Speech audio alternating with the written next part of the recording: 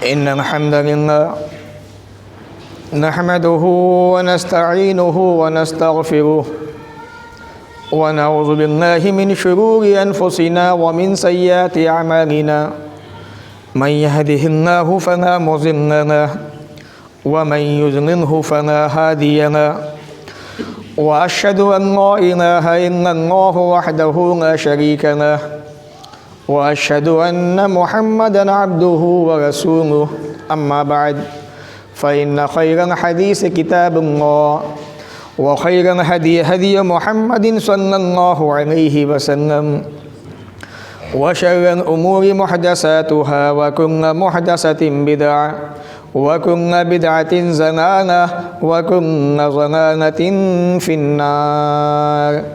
फ़अऊज़ु बिल्लाहि अस्समीइल अलीम मिनश शैतानिर रजीम मिन हम्ज़िहि व नफ़्ख़िहि व नफ़्सिहि बिस्मिल्लाहिर रहमानिर रहीम। वल्आदियाति ज़बहा फ़ल्मुरियाति क़दहा फ़ल्मुग़ीराति सुबहा। रब्बि इश्रह ली सदरी व यस्सिर ली अमरी वहलुल उक़दतम मिन लिसानी यफ़क़हू क़ौली। रब्बि ज़िदनी इल्मा आमीन। अल्लाहुम्मा रब्बि ज़िदनी इल्मा आमीन। तमाम किस्म की तारीफ़ें अल्लाह रब्बुल आलमीन के लिए लायक़ व ज़ेबा हैं, जो सारी दुनिया का मालिक और खालिक है। बादहू दरूद व सलाम नाज़िल व तमाम नबियों पर, ख़ास तौर से अल्लाह के आखिरी नबी प्यारे नबी जनाब मोहम्मद रसूलुल्लाह सल्लल्लाहु अलैहि वसल्लम पर अल्लाहुम्मा सल्लि व सल्लिम व बारिक अलैहि। सामईन, आज के इस जुमा के खुतबे के अंदर जिस मौजू के ताल्लुक़ से बातें होंगी वो है कुरान मुक़द्दस पारा नंबर 30 सूरा नंबर 100 सूरतुल आदियात। इस सूरा की मुख्तसर तफसीर इंशाअल्लाह आपके सामने रखूँगा। अल्लाह ताला से दुआ है वो हमें इन बातों को सुनने के साथ समझने के साथ अमल की भी तौफ़ीक़ अता फ़रमाए। अल्लाह रब्बुल आलमीन ने सूरा के अंदर शुरू की 5 आयतों के अंदर कसम खाने के बाद आने वाली 6 आयतों के अंदर बड़ी अहम बातों का तज़किरा किया है और इंसान को ख़ास तौर से ख़िताब किया है और इंसान को नसीहत की है और इंसान की हकीकत को उसके सामने वाज़ेह किया है। इससे पहले मौजू की वजाहत करूँ, आप मुख्तसर सा एक खाका जो होता है, इंट्रोडक्शन जो होता है इस सूरा के बारे में जान लें। सूरतुल आदियात कुरान मुक़द्दस की तरतीब के एतबार से 100वें नंबर की सूरा है और नाज़िल होने के एतबार से जो अल्लाह के नबी सल्लल्लाहु अलैहि वसल्लम पे आसमान से नुज़ूल हुआ था 14वें नंबर की सूरत है। जब आप कुरान को खोलेंगे तो कुरान के अंदर जहाँ लिखा होता है सूरतुल आदियात या कोई सी भी सूरत का नाम, तो एक तरफ तो नंबर इधर होता है सूरत के, एक नंबर सूरत के आगे होता है। जो नंबर इधर होता है सीधी तरफ, यानी वो कुरान के अंदर जो सूरत की तरतीब है वो कितने नंबर पे सूरा है, और जो सूरत के बाद जो नंबर होता है वो इशारा होता है इस बात की तरफ कि आसमान से जो सूरत नाजिल हुई थी वो कौन से नंबर पे नाजिल हुई थी। तो इस एतबार से 14वें नंबर की सूरा है। एक रुकू है, इसके अंदर 11 आयतें हैं, 40 कलमात हैं और 163 हरूफ है इस सूरा के अंदर। इस सूरत के मक्की या मदनी होने में इख्तिलाफ है, लेकिन मुहद्दिसीन ने मक्की होने को तरजीह दी है। अल्लाह रब्बुल आलमीन फरमाता है वल्आदियाति ज़बहा। अरबी ज़बान के अंदर आदियात कहते हैं दौड़ने वालों को, वल्आदियाति ज़बहा हाँपते हुए दौड़ने वाले घोड़ों की कसम। अल्लाह रब्बुल आलमीन ने घोड़ों की कसम खाई, उसकी वजह अल्लाह ताला ने बताई आयतों के अंदर, आने वाली आयत के अंदर। फ़ल्मुरियाति क़दहा, फिर टाप मारकर सुम जो होता है उसको मारकर आग झाड़ने वालों की कसम। फ़ल्मुग़ीराति सुबहा, फिर सुबह के वक्त धावा बोलने वालों की कसम, हमला बोलने वालों की कसम। अल्लाह रब्बुल आलमीन ने शुरू की 3 आयतों के अंदर घोड़ों की कसम खाई है। हालांकि मुहद्दिसीन के दरमियान इसमें भी 2 कौल है।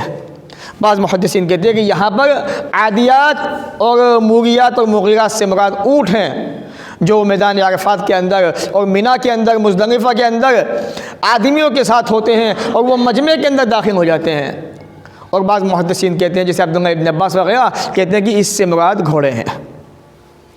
क्यों? वह आदियात ज़बह, हाँपते हुए दौड़ने वाले घोड़ों की कसम। ऊँट हाँपता नहीं है। जानवरों के अंदर सिर्फ दो जानवर ऐसे हैं जो हाँपते हैं ज़्यादा। पहला अल्लाह ने बयान किया घोड़ा, और दूसरा कुत्ता। सही बुखारी किताब व हदीस नंबिया उठा के देखे आप, बड़ा मशहूर वाक़या कि बनी इसराइल की एक बगाया, एक तवाइफ एक जंगल से गुजर रही थी और उसने देखा कि एक कुएं के पास एक कुत्ता जो है हाँप रहा है। उसकी ज़बान बाहर निकली हुई है, करीब है कि प्यास की वजह से उसकी मौत वाक़ हो जाए। तो उस औरत ने अपने खुफ के अंदर, चमड़े के मोज़े के अंदर पानी खींचा कुएं से और उस कुत्ते को पानी पिला दिया। इस तरह उस कुत्ते की जान बच गई। अल्लाह ताला ने उस औरत को माफ़ कर दिया। तो जानवरों के अंदर दो जानवर ऐसे हैं जो हाँपते हैं, एक घोड़ा एक कुत्ता। तो अल्लाह ने कहा वन आदियात ज़बह, हाँपते हुए दौड़ने वाले घोड़ों की कसम। इशारा है मैदान जंग की तरफ। गाजी जो होता है, मुजाहिद जो होता है, जब वो मैदान जिहाद में होता है, अल्लाह बताना चाहता है कि घोड़े जो होते हैं वो अपने मालिक के कितने वफादार होते हैं। सारी रात तैयारी करते हैं, सोते नहीं हैं, और जब सुबह होती है वह आदियात ज़बह, हाँपते हुए दौड़ते हैं। हाँपने के बाद भी नहीं उठते, मुसलसल कंटिन्यू दौड़ते रहते हैं। मालिक का हुक्म होता है उनका, मालिक ने उनको दौड़ाया, वो अपने मालिक की दौड़ पर, पुकार पर लब्बैक कहते हुए चले जा रहे हैं मैदान जंग की तरफ, मैदान जिहाद की तरफ। और रसूल अकरम की हदीस शाहिद है इस बात के ऊपर। हमने सुना, हमने पढ़ा कुरान के अंदर, हदीसों के अंदर, लेकिन एक ज़माना ऐसा भी आएगा जब ये दौर वापस आएगा, जंगें दोबारा से होंगी, वही दौर वापस आएगा। उसके अंदर देखिए, या जो हमारी नस्लें बाकी होंगी वो देखेंगे कि घोड़े किस तरह से भागते हैं। फरमूरियात कथा, फिर टाप मार के आग झाड़ने वालों की कसम। आप देखें जब ज़मीन पथरीली होती है और जो घोड़ों के अंदर नाग नीचे लगे होते हैं लोहे के, जब घोड़ा सर पर दौड़ता है, स्पीड पकड़ता है, तो जब वो टाप मारता है तो ईंट पे पड़ने की वजह से उसके नीचे चिंगारियाँ निकलती हैं। तो अल्लाह ने कसम खाई उसकी, फिर टाप मार के आग झाड़ने वाले घोड़ों की कसम, चिंगारियाँ निकालने वालों की कसम। अल्लाह भी कितना मेहरबान है अपने बंदों के ऊपर। हर ज़माने के अंदर उसने ऐसे सिस्टम बनाए। जिस ज़माने के अंदर माचिस नहीं था, लाइटर नहीं थे, ये सारी चीज़ें नहीं थी, चकमाक का जो पत्थर होता है, अब देखें उसको, इस तरह पत्थर को पत्थर पे मारें तो उससे आग निकलती है। और रसूल अकरम के ज़माने के अंदर, पहले ज़मानों के अंदर इसी तरह से आग जलाने का सिस्टम था। जब घोड़े मैदान में दौड़ते हैं, मैदान जिहाद के अंदर, पथरीली ज़मीन के ऊपर, तो वो भी दिखाते हैं कि देखो जब हम किसी भी मजबूत चीज़ को पथरीली चीज़ पर मारते हैं तो उससे आग निकलती है, आग की चिंगारियाँ पैदा होती हैं, और इस तरह से आदमी जो है आग हासिल कर सकता है आसानी से। तो फरमूरियात कथा, जब वो घोड़े अपने मालिक के इतने वफादार कि इतनी स्पीड से दौड़ते हैं, पथरीली ज़मीन आती है तो उस पर भी उनकी स्पीड बनी रहती है, और उनके टापों की वजह से, उनके नानों की वजह से उनसे चिंगारियाँ निकलती हैं। इशारा है उनकी मजबूती की तरफ, उनकी दहाड़ की तरफ, उनकी दौड़ की तरफ, कि मालिक के कितने वफादार हैं ये। फरमूरियात सुबह, फिर सुबह के वक्त धावा, गारत करने वाले, हमला बोलने वालों की कसम। सारी रात तैयारियां करते हैं ये घोड़े, और सुबह होते ही चंग पड़ते हैं मालिक के साथ और कूद पड़ते हैं मैदान जिहाद के अंदर, और वहाँ पर घमसान की जंग होती है और तहरीराना कर देते हैं बस्तियों को ऊपर से नीचे। अल्लाह फरमाता है फ़असरन बिही नक़अ, उस वक्त ये गर्दो गुबार उड़ाते हैं। यानी जब पथरीली ज़मीन पे होते हैं ये घोड़े अपने मालिक के साथ में, तो चिंगारियाँ निकालते हैं, और जब मिट्टी पे आ जाते हैं आम ज़मीन पे, तो वहाँ पर गर्दो गुबार का माहौल पैदा कर देते हैं, मिट्टी को उड़ा देते हैं ज़मीन से। इतनी स्पीड होती है इनके भागने के अंदर।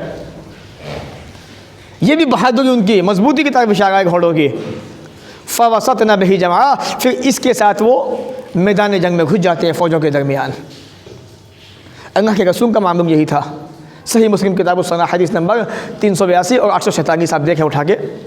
रसूल अकरम सल्लल्लाहु अलैहि वसल्लम जब किसी बस्ती पे हमला करना चाहते थे तो आप फजर के वक्त क्या करते थे? वजह क्या थी इसकी? हदीस के अल्फाज हैं वकान यस्तमिउन अज़ान, आपका ध्यान अजान की तरफ होता था कि बस्ती से अजान की आवाज़ आ रही है कि नहीं आ रही है। जब आप अजान सुन लेते अमसा का रुक जाते थे आप। वह अगर अजान की आवाज़ नहीं आती थी बस्ती से तो आप समझ जाते थे ये दुश्मन की फ़ौज है तो उस पर फ़ौरन हमला कर दिया करते थे सुबह के वक्त। तो फन मुग़ीरात सुबह के वक्त धावा बोलने लगे, घोड़ों की कसम, अल्लाह कसम खा रहा है। फिर अल्लाह ने इनकी तारीफ बयान की घोड़ों की। उसके बाद अल्लाह फरमा रहा है इन्नल इंसान लिरब्बिही लकनूद, यकीनन इंसान अपने रब का बड़ा नाशुक्र है। ए इंसान, अल्लाह बताना चाह रहा है, आपको समझा रहा है कि ये घोड़े जिनकी हम कसमें खा रहे हैं, हमने कसम इसलिए खाई है, हम बताना चाहते हैं इंसान तुझे, तेरी हैसियत क्या है, तेरा मर्तबा क्या है।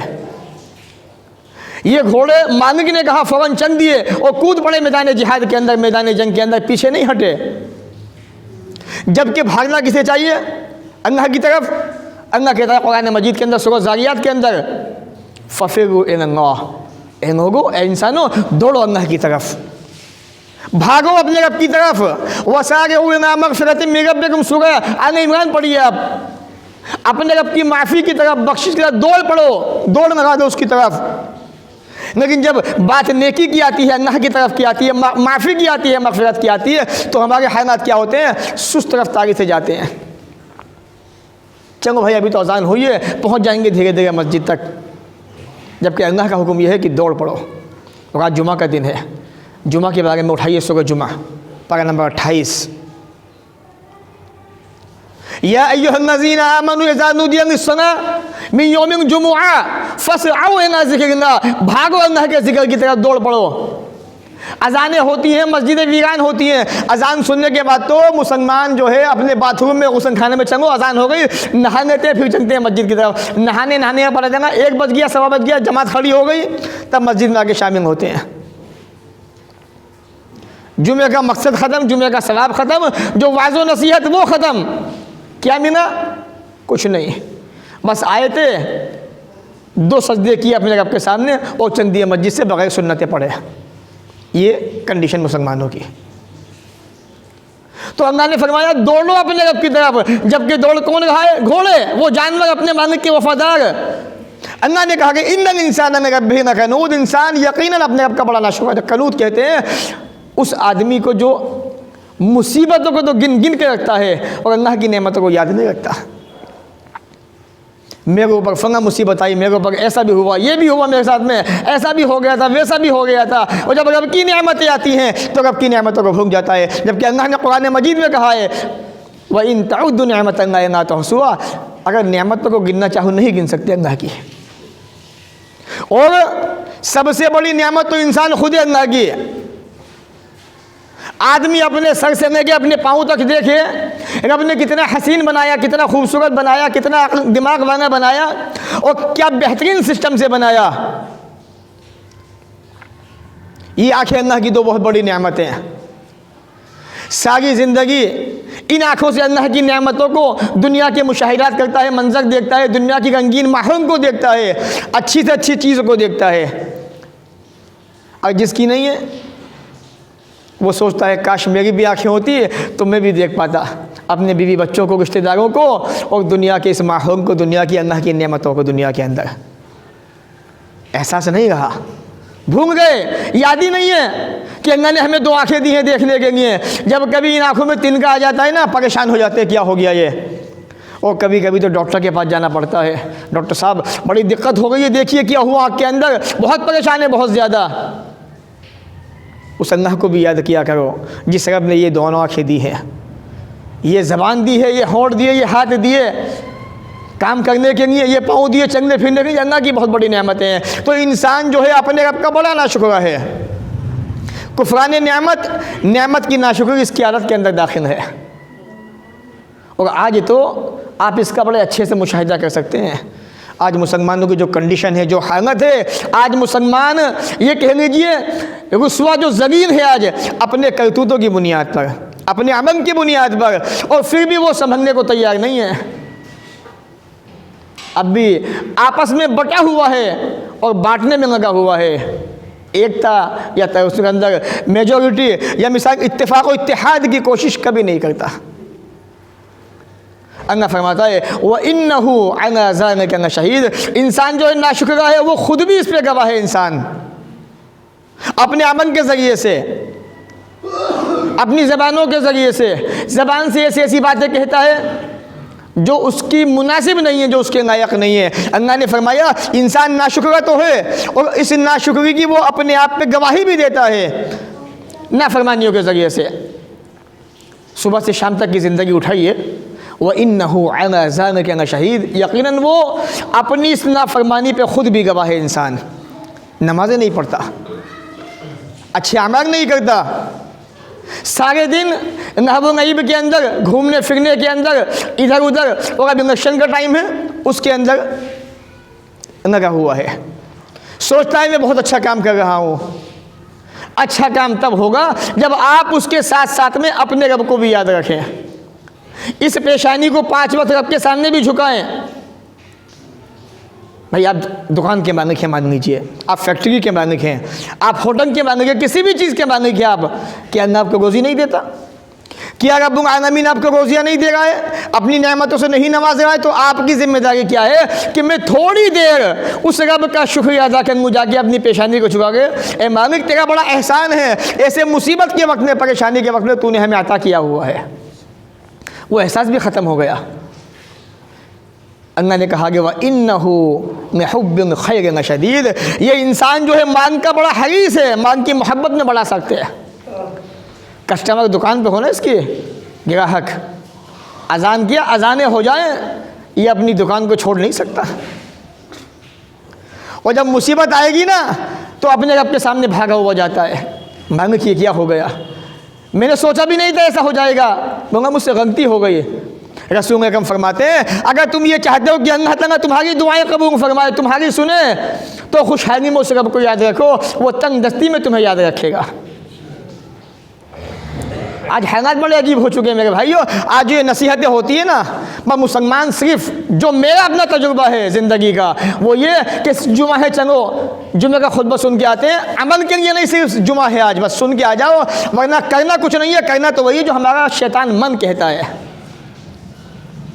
मस्जिद के इमाम चीखते रहे, लोग समझाते रहे, जुमा की नमाज ही पढ़ेंगे, उसके सिवा तो बाप की नहीं सुनते, इनकी कहाँ सुनेंगे? नमाज कौन पढ़ रहा है? नमाज तो हम पढ़ेंगे ही नहीं, ये हमने अपने आप से वादा कर लिया है ज़िंदगी के अंदर।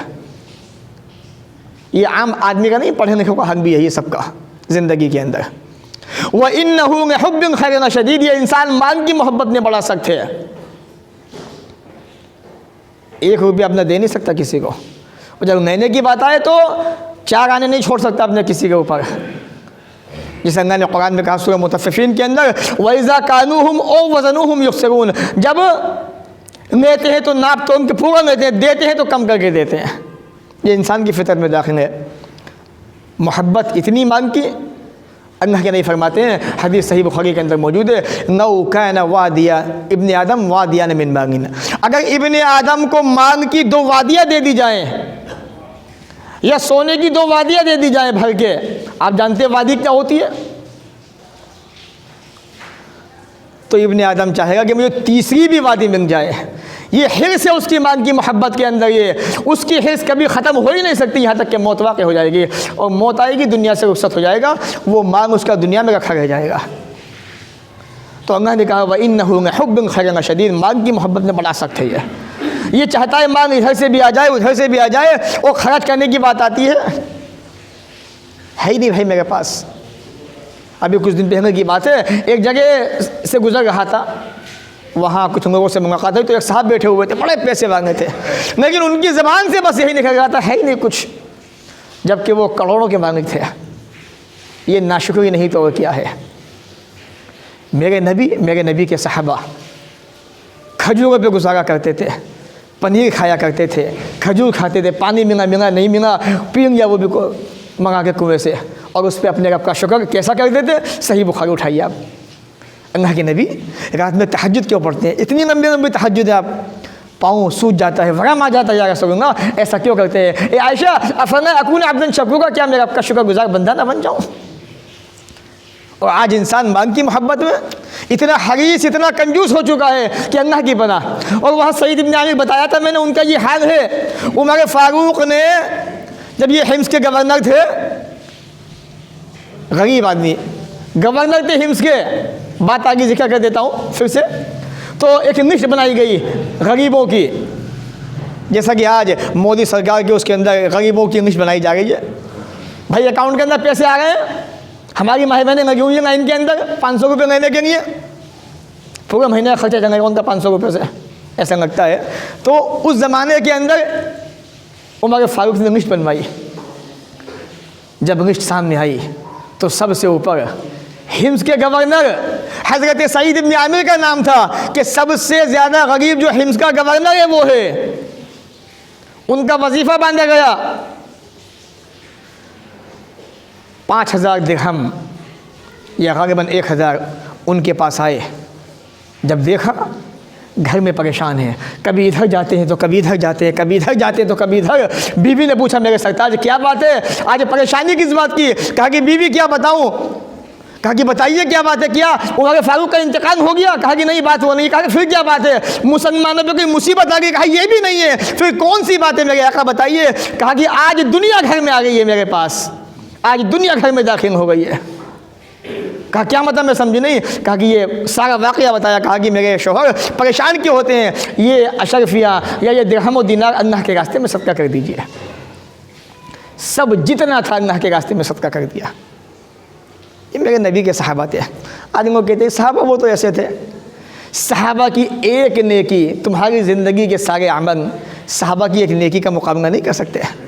ये ज़बान बड़ी आसान है कहना, बहुत आसान है कहना, इससे कुछ भी कह दो, लेकिन हकीकत में सहाबा की ज़िंदगी का एक अमल से बद जब वो नबी के साथ खड़े हुए थे, उनकी वो नेकी तुम्हारी सारी ज़िंदगी की नेकियों पे भागी है। एक जगह अल्लाह ने फरमाया सूरह तौबा के अंदर, ए नबी कहिए इनसे, इनका ना आबाउकुम व अबनाउकुम व इख्वानुकुम व अज़वाजुकुम व अशीरतुकुम, तुम्हारे बाप दादा, तुम्हारे भाई, तुम्हारे ख़ानदान, तुम्हारे कुंबे, तुम्हारे कबीले, तुम्हारी बीवियाँ और तुम्हारे वो ख़ानदान जहाँ तुम रहते हो, तुम्हारी प्रॉपर्टी, तुम्हारी तिजारत, तुम्हारा कारोबार, अगर ये सारी चीज़ें तुम्हें अल्लाह उसके रसूल से ज़्यादा पसंदीदा हैं तो इंतज़ार कीजिए अल्लाह के अज़ाब का। अल्लाह का अज़ाब तो आ चुका, आप समझे नहीं। कोई ये नहीं है कि आसमान से आफत आए मुसीबत तो वही अजाब होता है। अरे आप बिखर गए, आपके अंदर से मोहब्बतें ख़त्म हो गई, आप पार्टियों में बढ़ गए, आपको बांट दिया गया, डिवाइड कर दिया गया आपको, और आप समझ रहे हम बहुत अच्छा काम कर रहे हैं, हम फना की पार्टी में हैं, हम तो उसे वोट देंगे उसे वोट देंगे। तुम कुछ नहीं समझे, तुम्हारी अखलें ख़राब हो गई और तुम्हारी सोचने समझने की ताकत छीन में गई। तुम्हें नहीं पता, तुम भले अपने आप को कितने भी होशियार समझो, लेकिन अपोजिशन पार्टी ने तुम्हारी सोचने समझने की ताकतें ख़त्म कर दी। तो अल्लाह ने कहा कि इंतज़ार कीजिए अल्लाह के अज़ाब का। आज हकीकत में ये मांग, ये दौलत हमारे लिए अल्लाह उसके रसूल से ज़्यादा बन चुकी है। इसलिए सोचिए, गौर कीजिए। व इन्नहु लिहुब्बिल खैरि लशदीद, ये इंसान जो है मांग की मोहब्बत में बड़ा सख्त है। अफला यानम, अब अल्लाह ताला इंसान के जहन को दुनिया से हटा के आखिरत की तरफ ले जा रहा है, क़यामत की तरफ। अफला यानम इज़ा बुअसिरा मा फ़िल क़ुबूर, ए इंसान क्या उसे वो वक्त मालूम नहीं इंसान को जब कब्रों के अंदर जो कुछ बाहर निकाल लिया जाएगा। क्या है कब्रों के अंदर? ए इंसान तेरी हकीकत, तेरा वजूद। आज तू कब्र में सो जाएगा मरने के बाद, कल क़यामत के दिन तुझे वहाँ से निकाला जाएगा बाहर। आज दिमाग के अंदर प्लानिंग याद किए, सीने के अंदर याद छुपाते हो एक दूसरे के, प्लानिंग करते हो नहीं नहीं, और न जाने क्या क्या सोचते हो सीनों के अंदर। अल्लाह ने फरमाया वहुस्सिना मा फ़िस सुदूर, और सीनों की तमाम बातों को जो छुपी हुई हैं जाहिर कर दिया जाएगा। क्या करोगे? आज बहुत कुछ सोचते हो, किसी के बारे में गलत सोचते हो, किसी के बारे में ऐसा सोचते हो, किसी के बारे में वैसा सोचते हो कि तो किसी को पता नहीं है, उस रब को सब पता है। काश ये अक़ीदा तुम्हारे अंदर पैदा हो जाता कि रब की निगाह तुम्हारे ऊपर हर वक्त मौजूद है। सिगरेट पीने वाले सिगरेट न पीते, गुटखा खाने वाले गुटखा ना खाते, जिना करने वाले जिना ना करते, शराब पीने वाले शराब न पीते, और गुनाह करने वाले गुनाह ना करते। अगर ये अक़ीदा बना लेते कि रब हमें हर वक्त देख रहा है। इसीलिए उसने कहा अफला यानम इज़ा बुअसिरा मा फ़िल क़ुबूर, इंसान कब्रों में जो कुछ सब बाहर निकाल के फेंक दिया जाएगा बाहर, चाहे वो ख़जाने हो ज़मीन के अंदर। जिस अल्लाह ने कुरान में कहा दूसरी जगह पर, वह अख़रजतिल अर्ज़ु अस्क़ानहा, ज़मीन अपने तमाम बोझ को निकाल के बाहर फेंक देगी। ये ज़मीन जितने ख़जाने इसके अंदर मदफून हैं, पुराने ज़मानों के अंदर जो सरदारियाँ होती थी, हुकूमतें होती थी, चलती थी, आप जानते हैं, तो लोग उस ज़माने के अंदर बेशुमार ख़जाने ज़मीन में दफना दिया करते थे। और हज़रत मूसा का वाक़या बड़ा मशहूर है।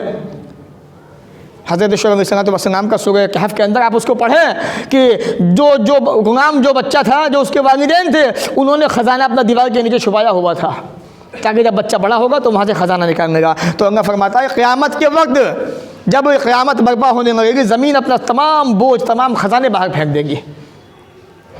तो अल्लाह ने वही बात कही, अफ़ला यअलमु इज़ा बुअसिरा मा फ़िल क़ुबूर, क्या इंसान को वो वक्त याद नहीं जब ज़मीन के अंदर जो कुछ है सब बाहर निकाल फेंकेगी खबरों के अंदर। ए इंसान, तू वहाँ से भागेगा निकल के, कहाँ भागेगा? अपने रब की तरफ। कोई पनाहगा नहीं, कोई पनाह देने वाला नहीं। इंसान निकलते ही सीधा रब की तरफ दौड़ पड़ेगा कि अब तो रब के पास ही ठिकाना है। अगर आज ये अक़ीदा बना लो, ये तसव्वुर बना लो कि वाकई पनाहगा रब की तरफ है, उसके सिवा कहीं नहीं है, तो आज तुम्हारी ज़िंदगी समझ सकती है। वहुस्सिन मा फ़ी सुदूर, ये सीने जो दिलों के अंदर राज है ना, ये छुपे हुए, अल्लाह सब बता देगा क़यामत के दिन। अल्लाह फरमाता है इन्ना समा, ये कान, वंग बसरा, ये निगाहें, वंग फुआद, ये दिल, कुंगा उंगाई कान आनो मसूंगा, तमाम से सवाल होने वाला है। सबसे पूछा जाएगा, सबसे सवाल होगा। ए कान, तू बता, ये इंसान दुनिया में कितनी बातें इससे सुना करता था, गंदी बातें, गलत बातें। ए आँख, तू बता, कितनी गलत बातें, ये कितनी गलत चीज़ें इन आँखों से देखा करता था। ए दिन, तू भी गवाही दे, तेरे अंदर क्या क्या प्लानिंग थी। प्लानिंग करनी है तो मुसलमानों की अच्छाई के बारे में करो, मुसलमानों की भलाई के बारे में करो, ना कि मुसलमानों को तोड़ने के बारे में, बिखेरने के बारे में। और मुझे तो ऐसा लगता है हालात देख के, वक्त देख के, ये कौम सुधरने वाली नहीं है आसानी से। ये कौम एक प्लेटफार्म पे आने वाली नहीं है इतनी आसानी से, हालात देखते हुए। क्योंकि जो कौम अपने रब के सामने 5 टाइम न झुक सके, वो एक साथ क्या खड़े होगी? जो कौम रब के सामने खड़ी ना हो सके 5 नमाज़ों के अंदर, वो समाज के अंदर कैसे खड़ी हो सकती है? सवाल ही पैदा नहीं होता है। इसमें करते रहो प्लानिंग, वो भी कर रहे हैं, रिजल्ट भी बहुत जल्दी आने वाला है और क़यामत का भी आने वाला है बहुत जल्दी। घबराइए मत, वो भी बहुत दूर नहीं है, कोई तमाम निशानियाँ ज़ाहिर होती जा रही है। तो अल्लाह ने फरमाया जो कुछ सीनों के अंदर है सब कुछ ज़ाहिर कर दिया जाएगा।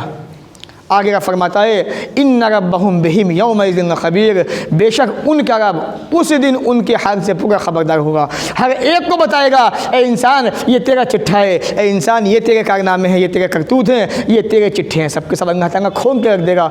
उस वक्त सिवाय शर्मिंदगी के, सिवाय पछतावे के कुछ नहीं होगा।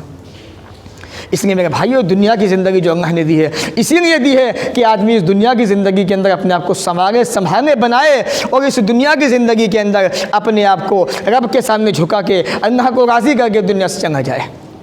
तो ये थी आज के जुमा के खुतबे के ताल्लुक़ से मुख्तसर तफसीर सूरह आदियात की। उम्मीद है इंशाअल्लाह बातें समझ में आई होंगी। अल्लाह ताला से दुआ है वो हमें इन बातों को सुनने के बाद अमल की तौफ़ीक़ अता फ़रमाए। और एक बात तो याद रखिए, जो इलेक्शन का वक्त आ रहा है, हम सब के लिए इत्तेफाक और इत्तेहाद का वक्त है। ये अच्छी तरह सोच समझ के जो भी काम कीजिए, बहुत सोच समझ के, ये नहीं कि जज्बात में आके, क्योंकि हम जानते हैं हमारे अंदर बहुत सारे लोग ऐसे भी हैं जो हमारे अंदर ये करना चाहते हैं, फाड़ पैदा करना चाहते हैं, कामयाब भी हो गए हैं। इसलिए वोट जो भी दीजिए, जिसे भी दीजिए, बहुत सोच समझ के दीजिए। ये आने वाले वक्त के अंदर आपके फ़ायदे और नुकसान का सवाल है। ये अल्लाह ताला हमें भी आपको भी नेक अमल की तौफ़ीक़ अता फ़रमाए। जब तक दुनिया में रखे, इज़्ज़त से रखे, ख़ात्मा भी हो तो ईमान पर हो। व आख़िर दावाना अनिल हम्दुलिल्लाहि रब्बिल आलमीन।